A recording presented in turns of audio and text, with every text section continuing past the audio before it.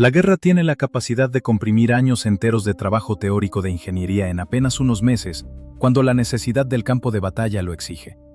Y pocas armas ilustran esa compresión tan bien como la que protagoniza esta historia. Berlín,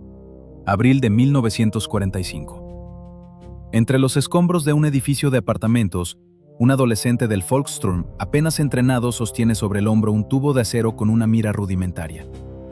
A pocas decenas de metros, un tanque soviético avanza lentamente entre los restos de la calle. El muchacho dispara. Un cohete sale disparado con un chorro de fuego hacia atrás, y segundos después el blindaje lateral del tanque se abre como si hubiera recibido un golpe de soplete. Esa escena, repetida cientos de veces en los últimos meses de la guerra, resume la historia de un arma que los propios soldados alemanes bautizaron con el nombre de Offenrohr, tubo de estufa, y que la propaganda del régimen prefirió llamar Panzerschreck, es decir, terror de los tanques. Para entender su origen hay que retroceder casi una década, hasta mediados de los años 30, cuando ingenieros de varios países comenzaban a experimentar con cargas huecas, un tipo de explosivo capaz de concentrar la energía de la detonación en un chorro estrecho y extremadamente caliente que perfora el blindaje en el punto exacto de contacto en lugar de simplemente golpearlo. Alemania no inventó este principio, conocido como efecto Monroe, pero sus ingenieros de artillería lo perfeccionaron pronto para su uso en proyectiles y en el lanzagranadas de un solo uso conocido como Panzerfaust. Lo que faltaba era un sistema eficiente para enviar esa carga hueca a una distancia razonable sin necesidad de un cañón pesado. La pieza que faltaba llegó, curiosamente, del enemigo. A comienzos de 1943, durante la campaña de Túnez, tropas alemanas capturaron ejemplares del bazooka estadounidense M1, un tubo que un soldado apoyaba en el hombro para disparar un pequeño cohete. El arma estadounidense tenía una ojiva relativamente pequeña, que no siempre lograba perforar el blindaje frontal de los tanques alemanes más pesados presentes en el norte de África. Pero el concepto general, un tubo ligero capaz de lanzar un proyectil autopropulsado sin retroceso, impresionó lo suficiente a los oficiales alemanes como para enviar los ejemplares capturados a Alemania para su estudio inmediato por parte de ingenieros ya familiarizados con las cargas huecas gracias a otros programas de armamento. En lugar de copiar directamente el diseño estadounidense, los ingenieros alemanes combinaron el sistema de propulsión por cohete con una ojiva de carga hueca considerablemente más grande y potente, ya desarrollada para otros usos militares alemanes. El resultado, que llegó al frente hacia finales de ese mismo año, era capaz de perforar blindajes de más de 200 milímetros de espesor, una cifra muy superior a la del diseño original estadounidense y a la de la mayoría de los fusiles antitanque que empleaban entonces otros ejércitos. Los primeros modelos de producción revelaron casi de inmediato un problema serio, detectado ya durante las primeras pruebas de campo, antes incluso de que el arma llegara a distribuirse plenamente entre las unidades de combate. Al disparar, el tubo expulsaba por su parte trasera una violenta llamarada de gases de combustión que podía quemar al propio tirador si no guardaba la distancia adecuada, además de delatar de inmediato su posición ante el enemigo. La solución llegó en forma de un escudo metálico montado justo delante de la mira, que protegía el rostro y el pecho del soldado del calor expulsado, con una pequeña ventanilla transparente que permitía seguir apuntando con precisión. Esta versión con escudo se convirtió en la silueta característica que reconocemos hoy en fotografías y noticiarios de la época, y fue precisamente ese chorro de calor lo que le valió al arma su apodo informal de tubo de estufa entre la propia tropa alemana.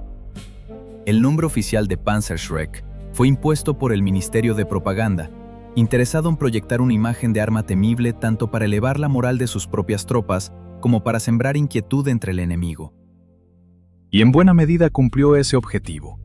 Un equipo de 2 hombres, tirador y cargador, podía inutilizar un tanque pesado a una distancia de hasta 150 metros, manteniéndose mucho menos expuesto que una pieza de artillería antitanque remolcada y resultando considerablemente más móvil que cualquier cañón sobre ruedas. El empleo en combate se extendió rápidamente por todos los frentes donde la infantería alemana enfrentaba blindados enemigos. En el frente oriental, donde la Wehrmacht se veía cada vez más desbordada por el número creciente de tanques soviéticos T-34 y los pesados KV que avanzaban por Ucrania y Bielorrusia,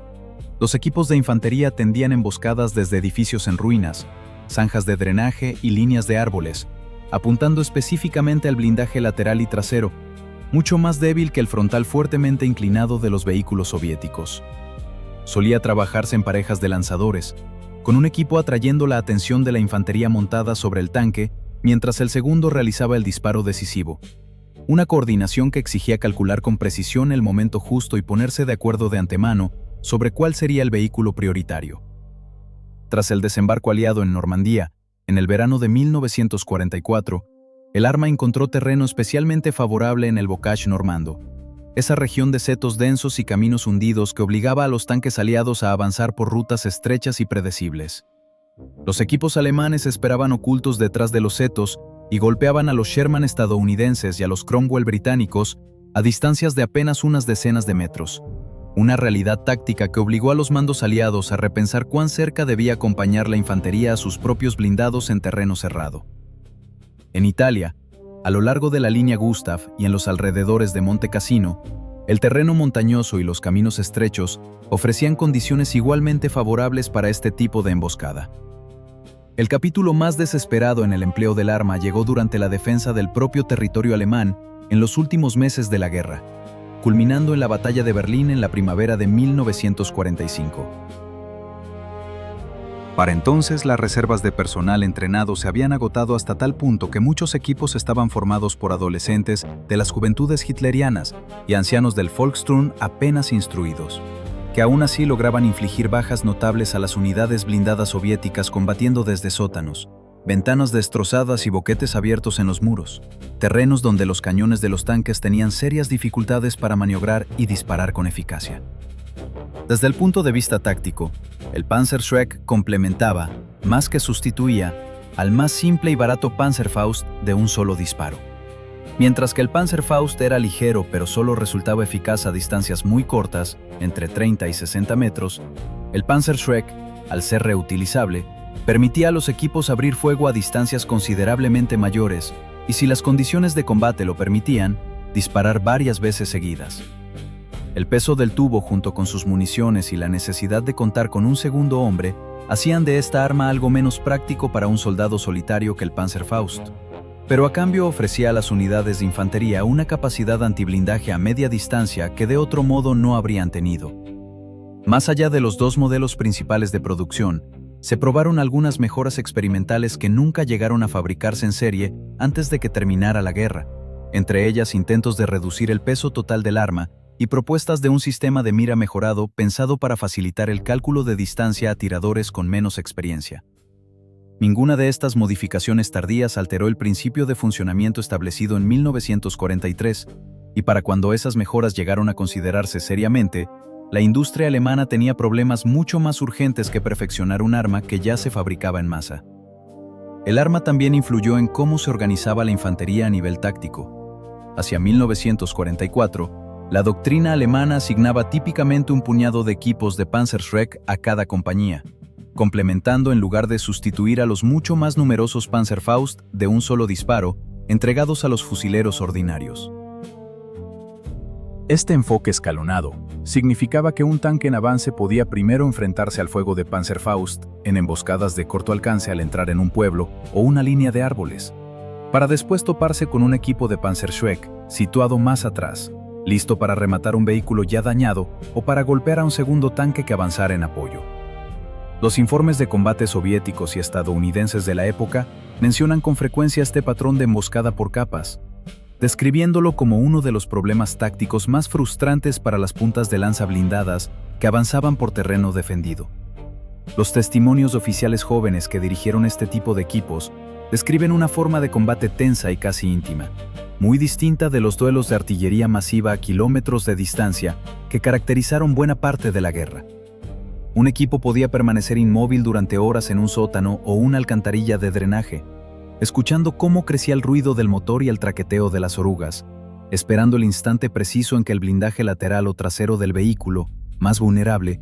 quedara a la vista antes de disparar a distancias a veces inferiores a los 50 metros, lo bastante cerca como para que un disparo fallido o un motor cohete defectuoso dejara casi ningún margen para escapar antes de recibir fuego de respuesta. Esta cercanía con el objetivo, más que casi cualquier otro aspecto del arma, definió la experiencia de quienes la llevaron al combate. Desde el punto de vista puramente económico, El cálculo que enfrentaban los planificadores alemanes en 1943 era sencillo. Un cañón antitanque remolcado requería una dotación entrenada de 5 o 6 hombres, un vehículo de remolque o un tiro de caballos, y meses de trabajo de fábrica para producir una sola pieza, que además resultaba difícil de reposicionar rápidamente bajo fuego una vez emplazada. Un equipo de Panzerschreck, en cambio, necesitaba solamente 2 soldados, podía fabricarse en una fracción del tiempo empleando mucho menos acero y componentes mecanizados, y podía trasladarse a pie entre posiciones de tiro en cuestión de minutos. Para un ejército cada vez más escaso de materias primas, mano de obra especializada y tiempo conforme avanzaba la guerra, esa aritmética convertía a las armas portátiles de carga hueca en una prioridad evidente para mantener la producción en masa, incluso cuando otros programas de armamento se reducían o cancelaban por completo. Comparado con los diseños equivalentes de otros ejércitos, el Panzerschreck revela filosofías de ingeniería bastante distintas. El bazooka estadounidense que inspiró en parte su desarrollo seguía siendo más ligero y sencillo, pero con una penetración notablemente menor,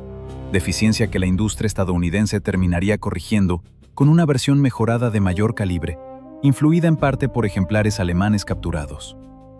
El ejército británico, por su parte, empleaba el Piat, un lanzador que disparaba una carga mediante un resorte de gran potencia en lugar de un motor cohete, evitando así la llamarada de la tora, pero a costa de un arma más pesada y difícil de manejar. La infantería soviética, mientras tanto, había dependido durante buena parte de la guerra de fusiles antitanque como el PTRD y el PTRS, razonablemente eficaces contra blindaje ligero en los primeros años del conflicto, pero prácticamente inútiles frente al blindaje frontal de los tanques alemanes más recientes. Razón por la cual el Ejército Rojo no contó con un lanzador de carga hueca comparable hasta bastante después, apoyándose en parte en el estudio de ejemplares alemanes capturados. En cuanto a la producción, las fábricas alemanas fabricaron alrededor de 200.000 tubos lanzadores a lo largo de la guerra, junto con varios millones de cohetes para alimentarlos. Aunque los historiadores no coinciden del todo en las cifras exactas, debido a que los registros de producción de los últimos meses, caóticos y fragmentarios, no se conservaron por completo. Según algunas estimaciones, fabricar un solo tubo costaba aproximadamente lo mismo que unas pocas minas antitanque, lo que convertía a esta arma en una manera notablemente económica de dotar a la infantería ordinaria de una capacidad antiblindaje seria, en comparación con construir más cañones remolcados o cazacarros autopropulsados. Entrenar adecuadamente a los equipos exigía bastante más que una breve instrucción. A diferencia del Panzerfaust, que casi cualquier soldado podía emplear tras apenas unos minutos de explicación, el Panzerschreck requería habilidades reales. Calcular el avance necesario contra un blanco en movimiento, tener en cuenta el tiempo de vuelo del cohete y, sobre todo, asegurarse de que el cargador se mantuviera fuera de la zona de la llamarada trasera antes de cada disparo, ya que permanecer demasiado cerca podía causar quemaduras graves. En unidades de élite, como los paracaidistas y los panzergrenaderos, manejar el Panzerschreck se consideraba una especialidad propia dentro de la infantería, no simplemente equipo adicional entregado a cualquier fusilero. El abastecimiento también planteaba dificultades particulares. Los cohetes eran más voluminosos y pesados que la munición de fusil corriente, y debían transportarse en cajas específicas, protegidos de la humedad y de los cambios bruscos de temperatura, ya que la carga propulsora del motor cohete era sensible a las condiciones de almacenamiento. En el frente oriental, durante el invierno, esto generaba un problema táctico real. Una carga que no se hubiera calentado lo suficiente podía arder de forma irregular al dispararse, reduciendo tanto el alcance como la precisión justo cuando un equipo más necesitaba fiabilidad. Los equipos con más experiencia aprendieron a llevar cohetes de repuesto pegados al cuerpo bajo el abrigo siempre que fuera posible. Un pequeño detalle que revela cuánto dependía el rendimiento del arma de condiciones muy alejadas del propio combate. Varios testimonios de veteranos de ambos bandos describen un efecto psicológico que iba más allá de las bajas materiales concretas. Las tripulaciones aliadas y soviéticas que sufrían emboscadas de equipos con Panzerschreck, escondidos entre ruinas o vegetación espesa, se volvían notablemente más cautelosas a la hora de avanzar sin el apoyo cercano de su propia infantería. Una vacilación que llegó a ralentizar de manera medible el ritmo de ciertos avances blindados durante los últimos años de la guerra. Esa capacidad de imponer cautela y causar bajas entre la infantería que protegía a los tanques, con apenas un puñado de soldados y un arma comparativamente barata, se convirtió en una de las lecciones tácticas más duraderas que los analistas militares extrajeron una vez terminado el conflicto. Hacia el final de la guerra, la escasez de acero de calidad y de compuestos propulsores afectó la consistencia de los lotes de munición fabricados en los últimos meses, con motores de cohete que ardían de forma desigual y reducían tanto el alcance como la precisión efectiva. Aún así, hasta la propia capitulación alemana en mayo de 1945, el Panzerschreck siguió siendo una de las armas antitanque más eficaces de que disponía la infantería alemana. Y los analistas de posguerra estiman que buena parte de las pérdidas de blindados aliados y soviéticos en los 2 últimos años del conflicto se debieron precisamente a armas portátiles de carga hueca como esta y el Panzerfaust, más que a la artillería antitanque convencional remolcada. Tras la guerra, ejemplares capturados fueron estudiados minuciosamente tanto por los aliados occidentales como por ingenieros soviéticos, y las lecciones extraídas de las armas alemanas de carga hueca alimentaron directamente toda una generación posterior de lanzacohetes antitanque de infantería. Los ingenieros soviéticos, combinando el estudio de estos ejemplares con su propia experiencia bélica, desarrollaron el RPG-2, un lanzagranadas de hombro que prescindía del motor cohete en favor de un sistema de disparo sin retroceso más sencillo, arma que a su vez daría origen al RPG-7, posiblemente el lanzacohetes antitanque de infantería más producido y reconocible de la historia militar moderna, todavía fabricado y empleado por fuerzas de todo el mundo. La industria estadounidense, por su parte, siguió perfeccionando el concepto del bazooka durante la Guerra de Corea y años posteriores, hasta reemplazarlo finalmente por lanzadores desechables sin retrocesión que incorporaban buena parte de lo aprendido combatiendo armas alemanas de carga hueca una década antes. Hoy en día pueden verse ejemplares conservados del Panzerschreck en museos de historia militar de Europa y América del Norte, y el arma sigue apareciendo con regularidad en documentales, videojuegos y recreaciones históricas dedicadas a la Segunda Guerra Mundial, lo que mantiene vivo el interés del público general por su historia y por la ingeniería que hizo posible su desarrollo. Coleccionistas e historiadores de armamento continúan estudiando los ejemplares conservados, comparando lotes de producción y pequeñas variaciones para reconstruir con mayor precisión cuándo llegaron al frente ciertas variantes y en qué sectores se emplearon con más intensidad. Por todo esto, el Panzerschreck no debe entenderse simplemente como una más entre las decenas de armas que dejó la Segunda Guerra Mundial, sino como un hito genuino en el camino hacia el armamento antitanque portátil moderno.